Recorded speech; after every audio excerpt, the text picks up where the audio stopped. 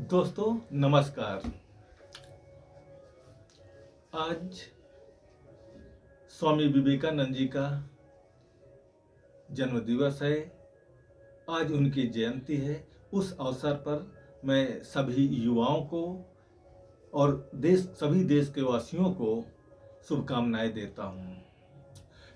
यह ऋग्वेद की किताब है।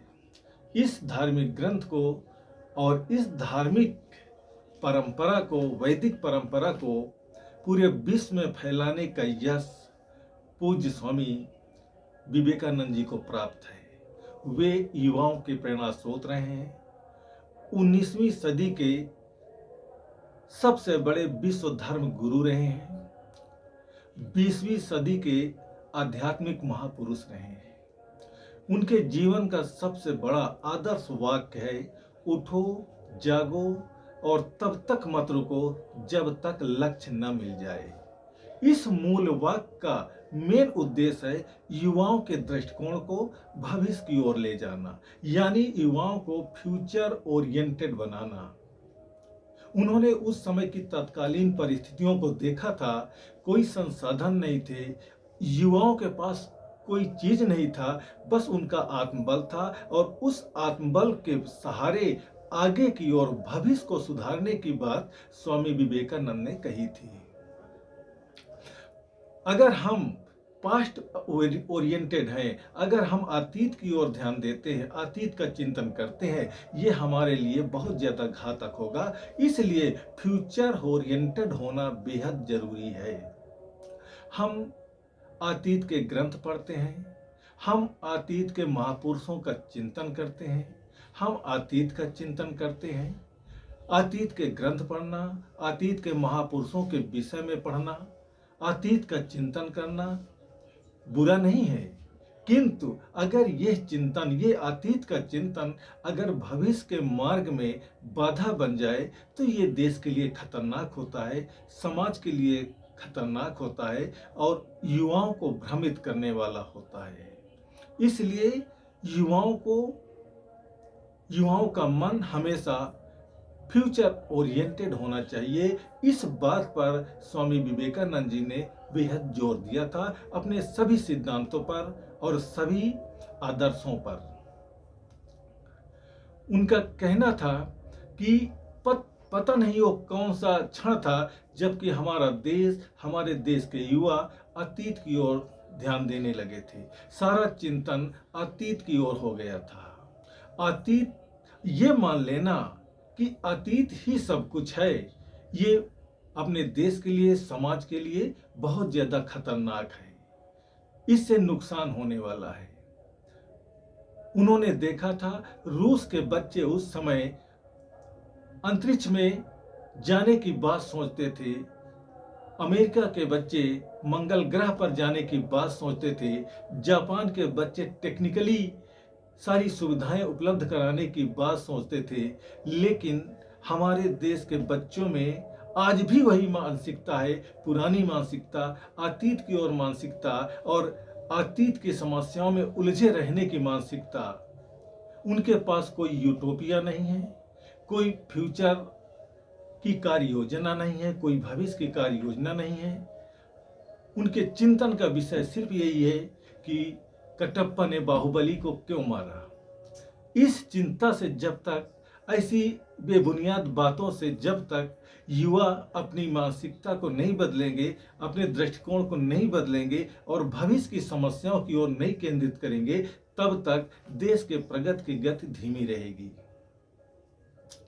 हमारा देश बेहद समृद्धि से भरा हुआ है, समृद्ध है, अतीत की समृद्धि है, विरासत है, सब चीज है। लेकिन हम आज भी दृष्टिकोण के मामले में पीछे की ओर ही देखते हैं। कार में पीछे लाइट होती है, ड्राइवर के पास रियर व्यू मिरर होता है ताकि वो ब्रेक करते वक्त देख सके।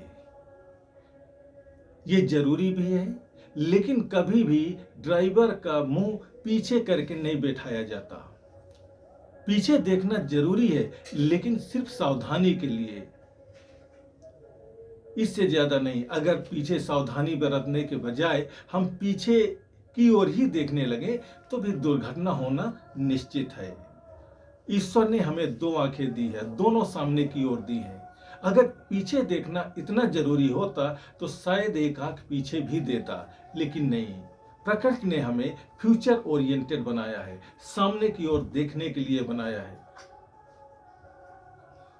न कि पास्ट ओरिएंटेड। इसलिए हमें इस बात पर भी सोचना है कि पिछले 2000 सालों से भारत का इतिहास दुर्घटनाओं का इतिहास रहा है। इन 2000 सालों में हम किन्हीं ऊंचाइयों पर नहीं पहुंचे हैं, हम सिर्फ फिसले हैं, गड्ढों में गिरे हैं। हमने गुलामी देखी, गरीबी देखी, दरिद्रता देखी, भुखमरी देखी। इसके बावजूद भी आज तक कोई फ्यूचर की योजना नहीं है। यही हमारे देश की सबसे बड़ी समस्या है। इस समस्या का समाधान हमें निकालना पड़ेगा। हमें नए समस्याओं को नए ढंग से खोजने के तरीके निकालने पड़ेंगे। आज एग्रीकल्चर से बच्चे युवा पीएचडी कर लेते हैं, इसके बाद भी नौकरी के लिए बैठे रहते हैं और देश में समस्या भुखमरी की है। खाद्य उत्पादन के विषय में कोई योजना नहीं बनाते, बस वो नौकरी के भरोसे पूरा जीवन काट देते हैं। केमिस्ट्री से पीएचडी करने के बाद युवा नौकरी का इंतजार करते हैं, अपना समय व्यतीत कर देते हैं। कभी वो नया काम शुरू करने नहीं करते कि पीने की समस्या का समाधान हो सके। इस प्रकार हमारा ध्यान भविष्य की ओर होना चाहिए और इन समस्याओं से निपटने के तरीके भी हमें खोजने चाहिए। हमारा समय के प्रति जो दृष्टिकोण है वो भी सही दिशा में नहीं है। हमें ये लगता है सतयुग बीत गया, त्रेता बीत गया, द्वापर बीत गया, अब कलयुग है, हमारा समय बहुत ज्यादा बुरा है और भी बुरा समय आने वाला है। लेकिन यह समय सभी के लिए है, दुनिया के सभी देशों के लिए है। सारी दुनिया आगे बढ़ रही है, आर्थिक रूप से, राजनीतिक रूप से, सामाजिक रूप से। परंतु हम ये समझ रहे हैं कि अब कलयुग है, अब हमारे साथ ऐसा ही होना है। राम का समय बीत गया, कृष्ण का समय बीत गया, गुरु नानक का समय बीत गया, बुद्ध और महावीर का समय बीत गया। अब कोई उपाय नहीं है। नहीं, उपाय है।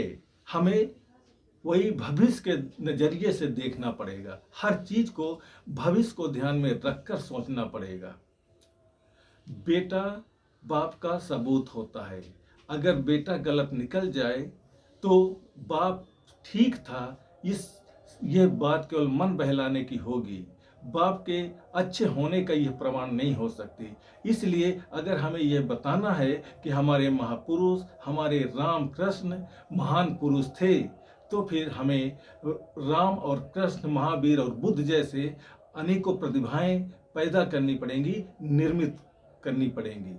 अगर दुनिया को हम विश्वास दिलाना चाहते हैं कि राम थे, अतीत हमारा समृद्ध था, हम विश्व गुरु थे, तो हमें वैसे ही महापुरुष युवाओं को बनाना पड़ेगा। युवाओं के अंदर वो स्किल देनी पड़ेगी, युवाओं को आगे बढ़ाना पड़ेगा और युवाओं को बनना पड़ेगा। तभी दुनिया हम पर विश्वास करेगी। हम जो देखते हैं हर चीज में, और पूरा देश सिर्फ अतीत की ओर देख रहा है। हम कह रहे हैं कि हम विश्व गुरु थे, इसका मतलब है कि हम अब विश्व गुरु नहीं हैं। हम कहते हैं हम धनवान थे, इसका मतलब कि अब हम धनवान नहीं हैं। हम कहते हैं हमारा देश अमीर था, इसका मतलब है कि अब हमारा देश अमीर नहीं रहा। हम कहते हैं हमारे देश की शान थी, इसका मतलब है कि अब हमारे देश की शान मिट्टी में मिल गई है। हम कहते हैं कि भारत सोने की चिड़िया थी, इसका मतलब है कि अब सोने की चिड़िया नहीं रही है। ये जो हमारा दृष्टिकोण है, इसको बदलना पड़ेगा। विवेकानंद जी के आदर्शों का मूल मंत्र यही है। झांसी की रानी लक्ष्मीबाई ने अपना भविष्य देखा था, झांसी का भविष्य देखा था और उसके लिए खुद बलिदान हुई थी, अपने आप को बलिदान दिया था। उसके विषय में इसीलिए हमने सुना है और किताबों में भी पढ़ा है, बुंदेले हर बोलों की मुँह हमने सुनी कहानी थी, खूब लड़ी मर्दानी वह तो झांसी वाली रानी थी। वह अतीत के लिए नहीं बल्कि झांसी के भविष्य के लिए लड़ा था। भगवान राम अपना राज्य छोड़कर अगर वन को गए थे तो वो भविष्य के लिए गए थे, आर्यव्रत के भविष्य के लिए गए थे। भगवान बुद्ध ने अपना राजपाट छोड़कर अगर जंगल में गए थे तो वो भारत के भविष्य के लिए गए थे, समाज के नए निर्माण के लिए गए थे।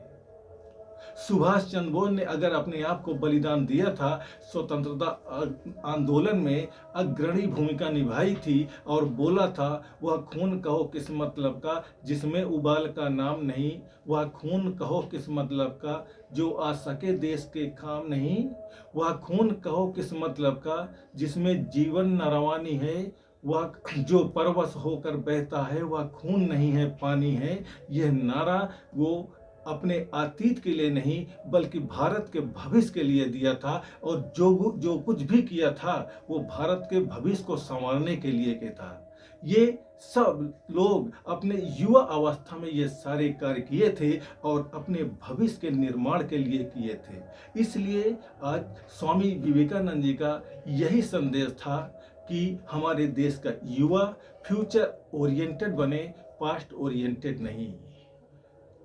फ्यूचर ओरिएंटेड बनेगा तो सब कुछ बदल लेगा, यानी कि दृष्टि बदलो सृष्टि बदलो, यही उनका नारा था। धन्यवाद, नमस्कार।